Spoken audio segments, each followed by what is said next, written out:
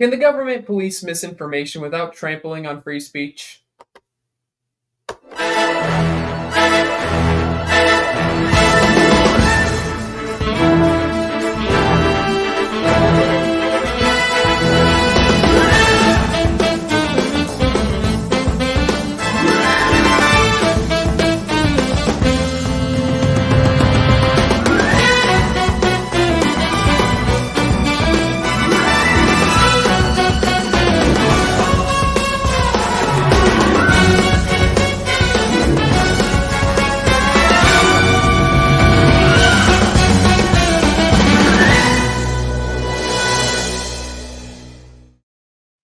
Welcome to another incredible episode of You Can't Make This Shit Up.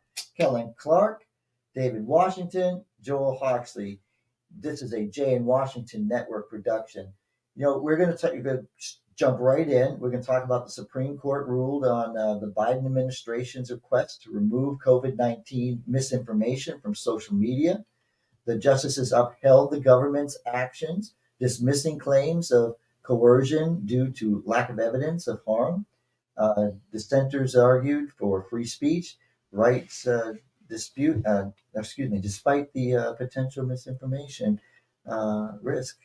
What do you say, David? It was a request by the Biden administration to certain social media platforms, if I recall correctly, to just kind of clean up their platforms in regard to certain information that was harmful to the public. It wasn't any kind of coercion or, arm pulling or anything like that. It was just the government saying, hey, these are the facts as we know it. And what is being put out there is causing harm to people. And so I understand the concerns that people had about the freedom of speech issues and the government's implied interference in our freedom of speech. However, with social media platforms, these are platforms that are privately owned, and it is not government interference when privately owned companies say, hey, we're not going to have this type of conversation on our platforms. Yeah, and I think what the Supreme Court was mainly going for on this one was that there's a difference between, withholding something or trying to force or compel a private entity to act and asking relatively politely, because they didn't have a do this or else. They just said a do this, please. And in general, they tended to be okay with the government. I mean, they want the good relations, even if the government wasn't actually going to do anything. It's not like the government really has any right to bribe them. True, exactly. But yeah, I think this is very in line with a lot of the opinions that will come out of the Robert Court. They tend to be very narrow in what they determine an infraction of something. Mm-hmm. They don't like to have very broad rules, very broad laws that apply in a lot of different cases. They like to narrow it down a lot. And I think they've kind of narrowed it down what's government interference and what's not. I think it's a very typical Roberts Court opinion in that way, I think. Joel? Listen, government needs to leave businesses alone. Businesses need to be able to operate on their own. This is David knows, and I'm sure you do know me well enough to say, look, it's okay. You can ask a company to do something. It's not a problem. Government, go for it. But to demand, to force them to do something, that's where the government oversteps their bounds. So Absolutely. Not surprised with this decision. Again, I am a big supporter of the Roberts Court. People, can say what they want to about this court. I think that Roberts puts a lot of work into making sure the justices work out any details before they get out there. Sure, he's had leaked documents and stuff that have never happened in the past, but Dobbs decision. Well, I think listen, again, it's what we do with these decisions as political leaders. That was a good decision puts it back into the states. It's not in the Constitution, so it's an Amendment 10 issue. So it's always been that way for 49, 50 years, and it's just because it's been at the Supreme Court. People have gotten fallen in love with it, felt it was a safety, but still not in the Constitution. But that's a good decision.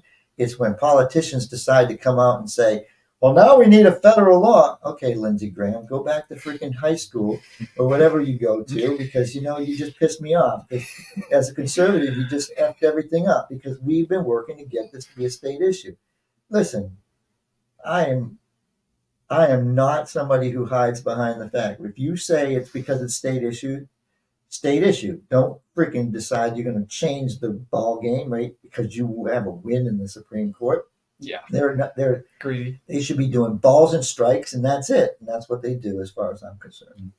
This is a cautionary tale for producers of social media and consumers of social media, especially when you don't own the platform. People have to remember, and I see some of these, reactions on YouTube, on TikTok, on, Instagram, whatever, about, this particular platform is censoring me because I got demonetized, et cetera, et cetera, et cetera. Say, hey, until you own your own individual platform, you're at the behest of the platform that you are creating your content on. So own your own content and go beyond that. Own your own platform to distribute and own the distribution methods of your content. It's like I've been throttled. Well, maybe you did something that you deserve to be throttled. So own your own. I'm with you, David. I'm just making sure I protect you on the fact that I agree 100%. Right. You want to talk about being throttled, you better know what the rules were that the company was running. Right. Yeah, if you breach terms of service, then you've earned it. And we're doing pass the mic around today. We only have two, but anyways, you see a lot of people talking about free speech. That these companies are censoring your free speech, but you're not guaranteed. You don't have a constitutional right to Twitter, right? You have a constitutional right to free speech somewhere, right? So forum isn't, because nothing is unlimited, and your forum can be limited, but there's always a forum available to you. You can say what you want on the streets. You could, like David said, make your own platform, go to a different platform. You could go on WhatsApp if you were really determined to get your message out there. There are other forms you can use. Like, I get it. Like, maybe you want that more mainstream form because it helps you get your word out farther, but you're not entitled to it. Listen, the Morning Constitution is a great opportunity for you to have the conversation about free speech. Free speech controls what the government can regulate. It tells you what the government can do. If you're working for the government, your speech is limited, but your freedom of speech is still there. You go to a private company, and that private company says, you cannot say abortion, anything about abortion. You can't say anything about guns. You can't say anything about these issues. Well, the Constitution says, the Constitution doesn't run the company. The company can run any way it wants to. Now, does it breach if it has a contract with the government and tells you, starts regulating? Then you start changing things. But until you have to know what your rules are. Mm-hmm. The Constitution is a government control, not a business control. So I just want to kind of plug the fact that the Morning Constitution gets into details like this, gun rights and all the things that are in your Constitution, amendments, but know your Constitution, and please tune in to the Morning Constitution. Nice plug. Yeah, I mean, ultimately, these things are privately owned, and none of your First Amendment rights are unlimited. The fire in a crowded theater thing, whether you think that's right or not, I personally think it is. Or if you want to protest, right? There are different forums. Like, you have public forums. You just say you're going to put a fire in a public forum? No, I'm saying it's right to limit that. Not that it's right to say it. I do not endorse yelling fire in a crowded theater. You heard it here first, folks. Don't do that. but like where you can protest, like a lot of protesters, I think, get very angry that they can't protest exactly where they want. Well, you have different forms. You got your, your traditional public forums where, you pretty much go ham. You got like your limited public forums where you have to ask permission to go ham. And then you got non-public forums where you are not permitted to go ham, period. So you got every right is to a degree limited, and in speech is the same way. You can't yell fire in a crowded theater, and you're not entitled to every form that you would like. It's irritating, but that's just the way it is. You can call it bad business on the company's part. You can call it good business on the company's part, but it's not a constitutional issue. Okay, the government can give you direction. The Supreme Court has now said that they can give you direction, but you don't have to adhere to it. Just say no. I mean, Just say no. Oh my goodness, there he goes. He's now a Nancy Reagan. Whoa, whoa, whoa, whoa, whoa, whoa, whoa, You expose yourself, you Nancy Reagan, or you Nancy Reaganite, you. just to bring it home for us here at J&W, Yes, this is a I'm plug for J&W. What we learned is that in regards to the management of political campaigns, we learned that if we own the resources and tools to have better strategies, that's the innovation that our clients need to be aware of, and the public needs to be aware of, that there is a better mousetrap. And so that's why we've invested in having the ability for our clients to own their own data, their either consumer and or voter marketing data, and also a canvassing app for individual campaigns to use to canvass efficiently and with more intention than other canvassing apps that are available through the parties. And whether this is for a business or for a political campaign, it's a useful tool that takes the ownership out of the hands of a third party and put it closer and closer into the hands of the individual business and or campaign. And so we get it. We understand, having ownership of the resources and tools to make your business and your campaign better is always the approach that a person will want to take when making decisions to, market to a particular clientele or target particular voters.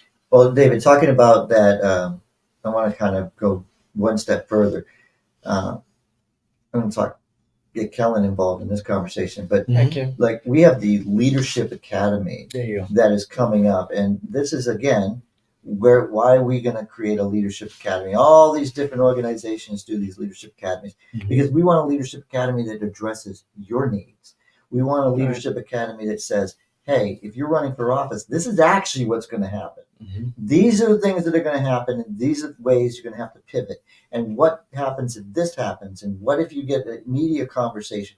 All those things that these other places don't answer, but just make that networking for you. Great. Go into those organizations, get your networking. But you want to learn how to run a campaign? You want to learn how to run and manage a campaign? You want to be involved in any part of a campaign? Maybe you just want to know, what kind of candidate should I be donating to?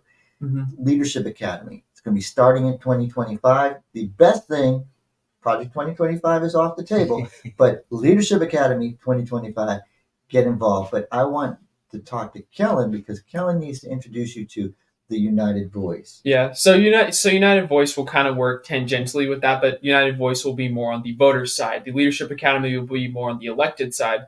But what I'm making happen with United Voice is that we want to bring the politicians to the voters. We want to bring people from all different persuasions to the voters, different views to the voters, the major issues to the voters, especially the young voters. Because right now, a lot of politicians just aren't involved with the universities because there's no voting power there right now. There's no voting power because there's been almost no attention paid, not been enough paid. The young people can be the most politically engaged people.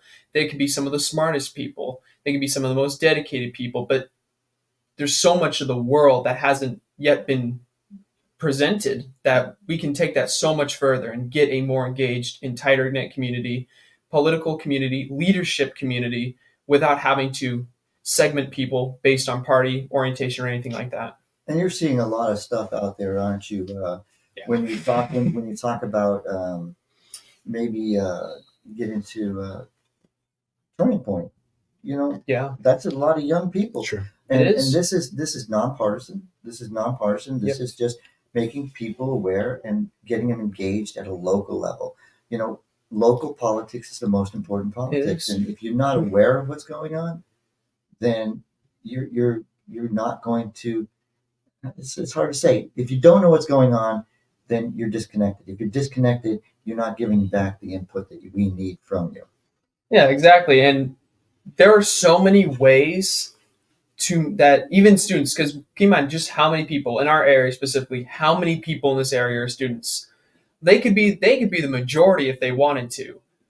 That's how many people there are, especially because the turnout is so low. There are so many issues. Whether it's housing related, whether it's roads, whether it's transportation, things that I think a lot of young people do care about, because young people are historically not the richest people. Mhm. And there's a lot that they could do to make their own communities better. I think we just need to get people realizing their own power more, and also getting connected with the local politicals, to, again, like Joel said, give them the feedback so that way they know how to better represent those members of their communities. Right. Young people and other demographics are leaving so much on the table, and it's unfortunate. However, we've just demonstrated to you how that can change. And on that note, Joel. Well, it's another episode of You Can't Make This Shit Up. Please like, please share, please get involved. We have so many things going on.